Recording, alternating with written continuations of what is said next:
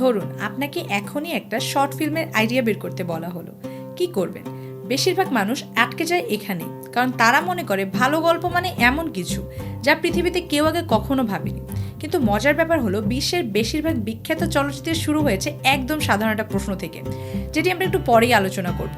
Hello everyone, smartphone film making সিরিজের আজকের পর্বে আমরা জানবো কিভাবে নিজের চারপাশ থেকে ইউনিক ফিল্ম আইডিয়া খুঁজে বের করা যায়। প্রথম কৌশল হলো পর্যবেক্ষণ করা।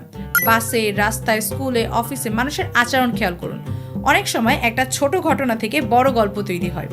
ধরুন প্রতিদিন একজন বৃদ্ধ একই বেঞ্চে বসে কার জন্য অপেক্ষা করেন। এখন প্রশ্ন হলো, তিনি কার জন্য অপেক্ষা করছেন? এই ছোট একটা প্রশ্ন থেকেই শর্ট ফিল্মে গল্প তৈরি হতে পারে। দ্বিতীয় কৌশল হলো হোয়াট ইফ, বা যদি এমন হতো।